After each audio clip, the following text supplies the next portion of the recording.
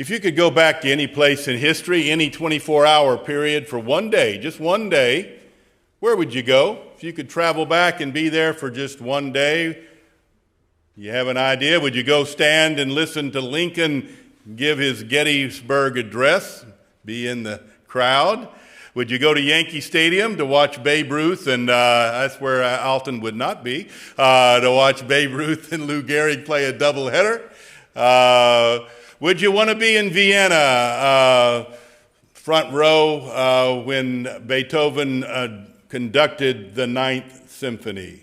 Would that please you? Where would you go? Would you go to help Harriet Tubman get people down the road on the Underground Railroad for a day, or volunteer to help Mother Teresa? Would that be how you be there? Would you want to be down at the Lincoln Memorial to hear Dr. King in person give the I Got a Dream speech? Or would you like to be in Zurich and listen to Albert Einstein lecture? Where would you go if you could go one place? Maybe hear Aretha Franklin singing in church as a little girl. That might be fun to do. Or maybe to be there in South Africa when Nelson Mandela came out of jail. Where would you like to be if you could travel back? Maybe ride with Pancho Villa. Some of you look like you could ride with Pancho Villa and lead the Mexican Revolution. I don't know. There's so many options. Where would you go if you had the ability to travel back in time to one 24-hour period? I think a lot of us would say, well, I'd like to be in Jerusalem on Easter morning. I'd like to be outside that tomb. But if you took that off the plate, that would be that'd be a pretty good place to be. I think if you remove that from the option, saying, yeah, that's where I'd like to be, I might choose the 24 hours that are described in this passage today. Because it begins with Jesus feeding the 5,000 with 5 loaves and 2 fish. And then immediately after that, they get in a boat, the disciples do, and they get out on the Sea of Galilee. It's just the evening after he has done that, and the storm comes up, and they look out, and here comes Jesus walking on the water. And then he calms the storm, and he gets in the boat, and then they go across the lake and they get out of the boat, and people from miles around have brought sick folk and disabled folk, and they're laying out on the beach, and he goes by and heals them all, sometimes with just the hem of his garment touching them as he walks by. That'd be a pretty good day, wouldn't it? Don't you think that would change your life forever? Yeah, I like those because I think in these times, Jesus is trying to teach the disciples a very important lesson, a lesson that you and I really need to learn. And it was a lesson that the disciples really struggled to learn. And I've called that lesson transcendence. He's trying to teach them transcendence. Transcendence is a higher view of life.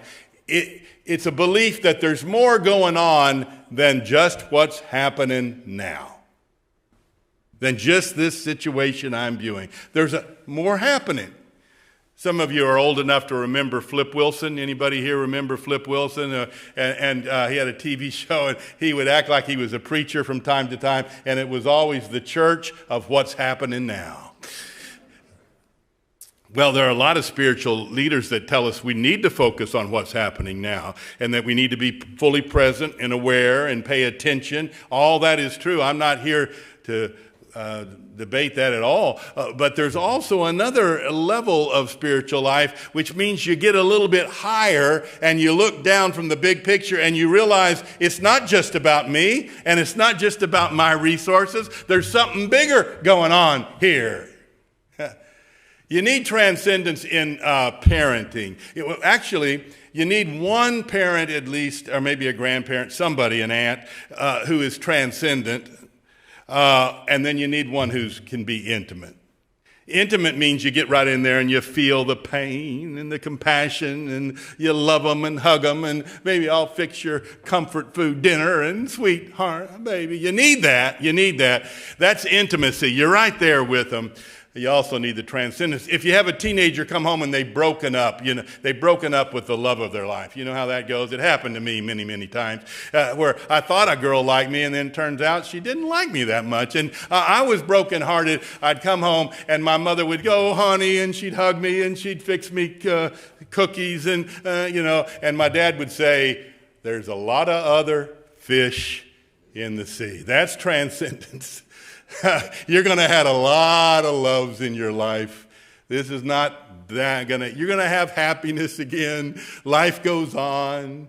He had the big picture. You understand? We need sometimes that intimacy, don't we? We need somebody to give us a hug. Anybody that way today? Yeah, okay. Sometimes you need just that, but sometimes you need transcendence. Jesus is trying to teach them transcendence. And they're having a hard time learning because Mark tells us that after they get in that boat, right after he's fed the 5,000, they go out in that boat and the storm comes up and they get frightened. And Mark says in the narrative, because they did not understand what had happened with the feeding of the 5,000.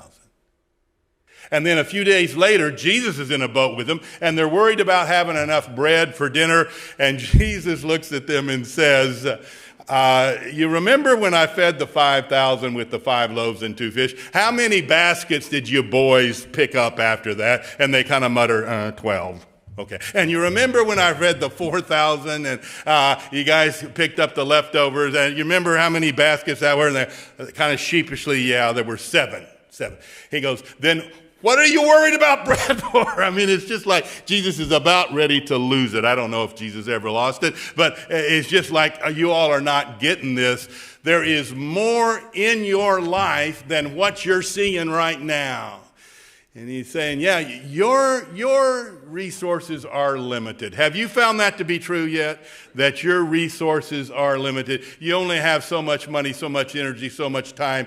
It's limited. And he's going to teach them that in this story. They are really tired. Are you at your best when you're tired? Are you at your best when you're tired? You ever have a lot of company come and they leave? Yeah, okay, we got a hand. Yes, I see that hand. And you're just kind of worn out to a frazzle. And you're not your best. Jesus tells us, or Mark tells us in this story, that the disciples had been up in Galilee preaching and healing and doing the Lord's work, and they had come back to Jesus, and they were worn out. And Jesus could see it. They hadn't even had time to eat. Remember that. They hadn't even had time to eat. Their blood sugar's low. You know that commercial where they give you a Snickers bar and you quit being such a creep? That's where they were. They were in the creep status, okay? They couldn't get anything going, all right? And they're worn out, and Jesus says, okay, I can see that anything I would try to teach you right now would be a waste of time. I can't ask anything of you. Let's get over to a quiet place and you can restore. We'll have some time alone. And so they head over there, but everybody sees them go. And they're following Jesus everywhere he goes. He can't take a step. And they all, the multitudes, the crowd, the throngs, they run on the shore. And when they get to the other place and get out of the boat and they think, we're going to have a little downtime, there's all these people there.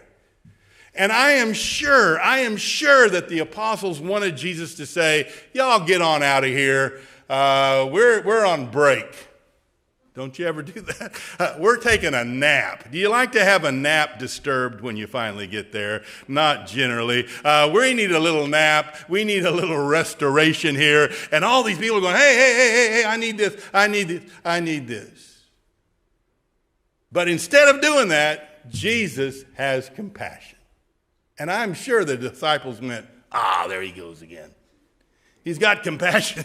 We need time. He's going to help these people. He's going to let them stay. And he does. And he talks all day. He teaches all day. And finally, the disciples have had it up to here. And they go to him and said, Jesus, you got to send these people away. We can't feed all these people. We eat them out of everything we've had. And send them back. It's time. And Jesus says to them, you feed them. Now remember, they haven't slept. They haven't eaten. They haven't had a moment to themselves. And so you can forgive them for their impudence when they respond. Feed them, they said. It would take shall we just go into town with 200 denarii? A denarii is a day's work's wage. 2/3 of a year's income. Should we just go in there and buy the bread? Jesus, is that your plan? They didn't have 2 denarii, much less 200 among them. And Jesus says, no, find out what you have. And they take a little inventory. And if you think they came back with little halos and said, oh, Jesus, we have 5 loaves and 2 wonderful fish. It's all going to be all right. You don't understand life. They came back and said, yeah, here's what we got, big guy. We got 5 little loaves of bread and a couple of fish. Your plan doesn't sound so good. Now, I think Jesus could have said to them, well, you all figure it out. You know, you can give a couple of people some fish, maybe cut it in half, and maybe cut the bread into halves, and you can probably feed, maybe 10, 12, a dozen people. Or get your fishing knives out, the ones you use to fillet the fish and scale, and cut everything into tiny, tiny bits, and you can give them hors d'oeuvres. Give them a little, like a Ritz cracker with a sardine on it.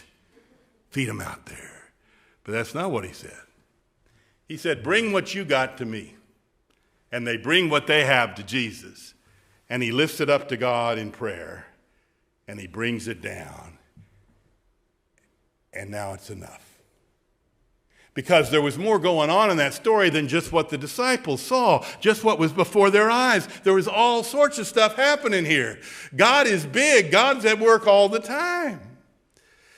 And Jesus wanted them to learn this. And so they go and they start passing everything out, and it just takes care of everybody. And then he says, well, get the leftovers. And they go and they collect, and there's 12 leftovers. And they learn God's math. God's math's different than your and my math. 5 plus 2, you remember that? I don't want to challenge you too much on a Sunday morning. 5 plus 2, we know the answer to that. 5 plus 2. And our math is 7, isn't it? Is that still true? 5 plus 2 is 7. In God's math, 5 plus 2 is 5,012. Because the resources are just so much bigger than anything we can imagine. Remember, Moses was out there in the wilderness, and he'd had it up to here with the people he was trying to lead. They complained all the time. He said they wanted water. God, you gave them water. They wanted food. You gave them manna from heaven. But now they want meat. They want to put their teeth into something, and I don't have enough. If I killed every piece of livestock we have on this journey, it wouldn't feed a tenth of them. I don't know what to do. And God said, leave it to me. I'm going to rain down meat tomorrow morning. I'm going to rain, and this is in Numbers 11, and you can look it up. This is a direct quote. He said, I'll rain so much meat down on those people, it'll come out of their nose. They'll eat till it comes out of their nose.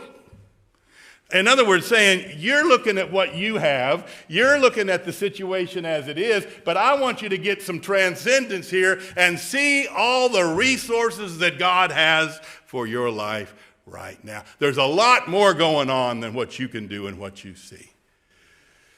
Malachi was a prophet in one of the most difficult times in Israel's history, where they were in famine and economically broke, and they had quit giving to the temple because they didn't think they had enough to give to the temple work and to their own families.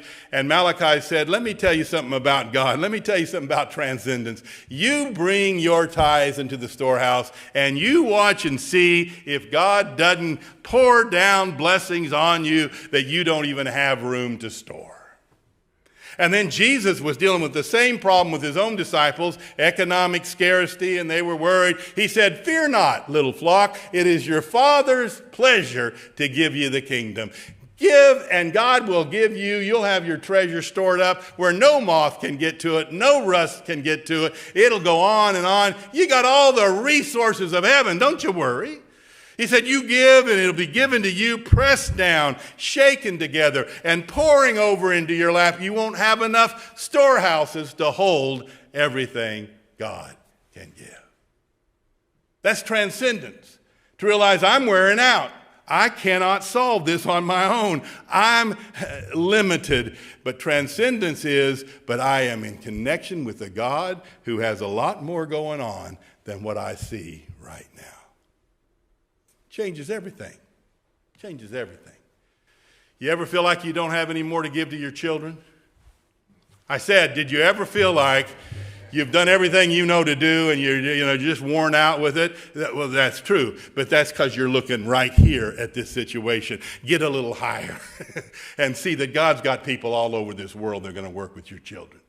Long time ago, I went and did a wedding up in Frederick, and the pastor had a bad situation with his kids. And I was young, and my kids were little, and I thought I knew what everything I had to do. And he was in there crying. I went into his study. He was in there crying.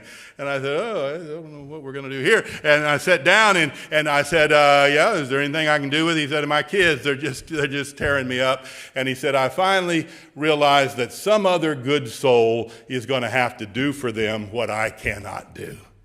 I don't know who that is yet, but I believe there'll be some other good soul who will do for them what I cannot do. And that's the truth.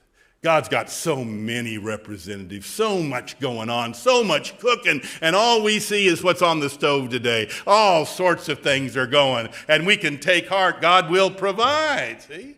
That's the message. Yeah, a lot of situations are too big for us, but they're never too big for God.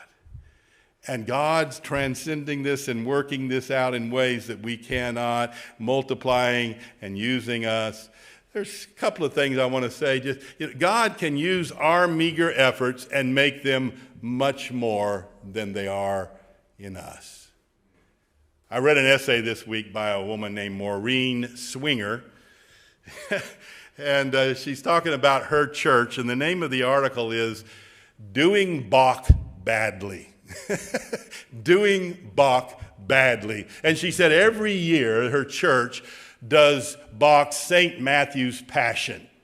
Now, if it was a Willie Nelson song, I would know this, but I don't know this. Some of you will have to hum it to me later. It's a 3-hour program, and they do it every year. Everybody in the church has to participate. She says there's 100 in the chorus. There's 30 on instruments. We have a volunteer conductor, but she said we do it very, very badly. She said, most of us are not musicians. We don't know what we're doing. We can't hear our part. Those who are playing instruments just learned them last year or the year before, and there's a lot of sour notes. Our conductor gets lost most of the time. He doesn't know where he is, and he's up there waving his arms, flailing, hoping something comes together. And she said it all centers around a tenor solo, which we don't have.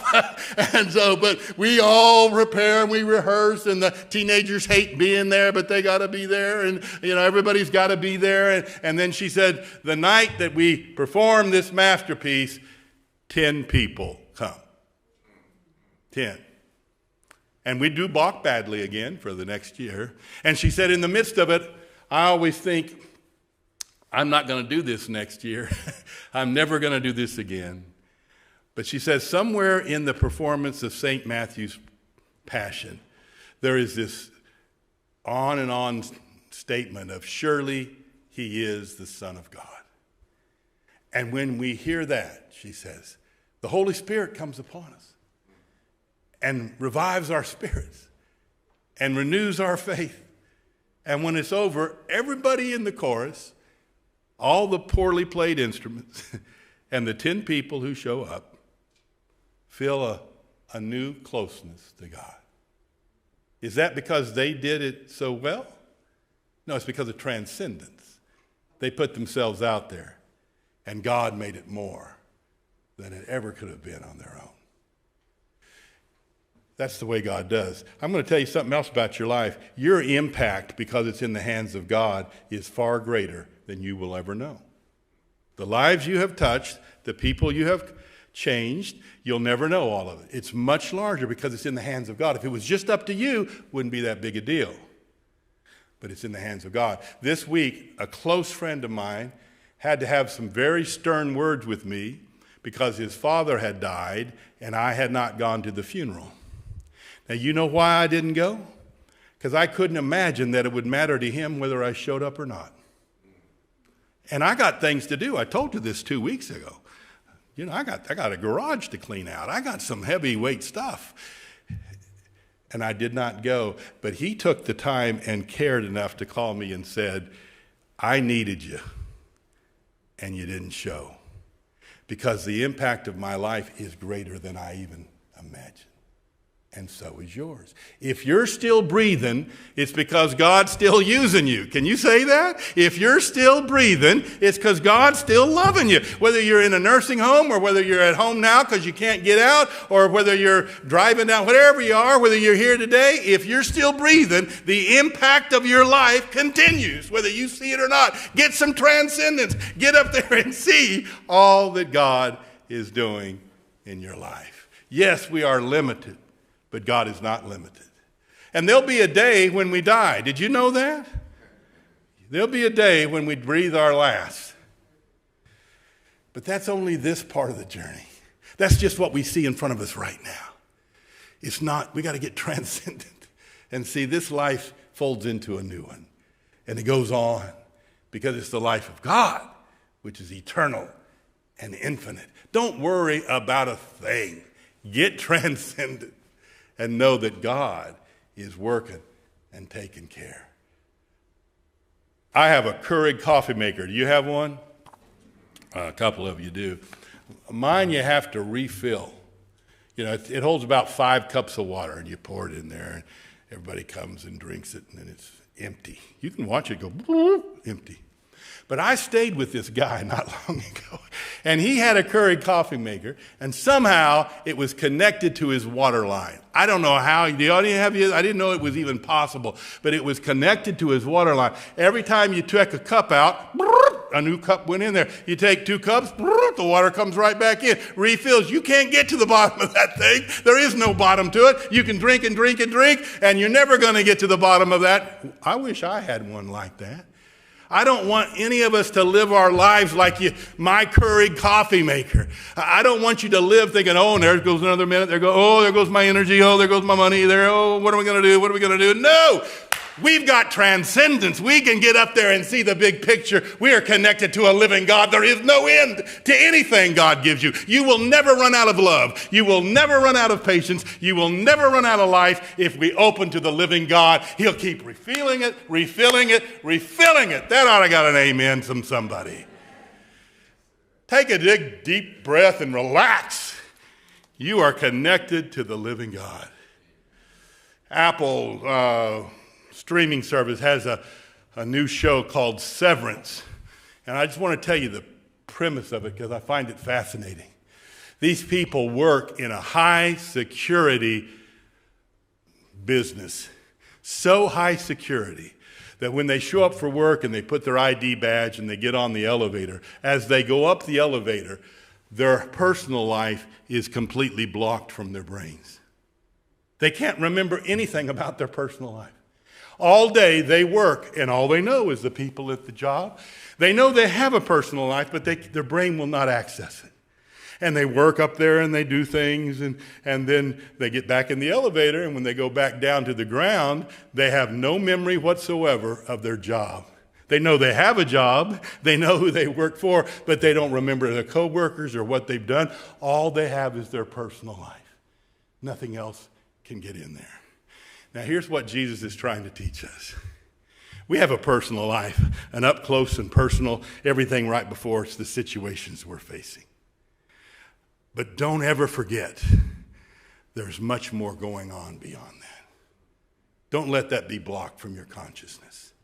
Know that in addition to what you can do, in addition to what's happening now, there is a God whose transcendence and power is eternal, without limit, and is with you as well. Fear not, little flock. It's God's good pleasure to give you the full reign and power of God. Amen.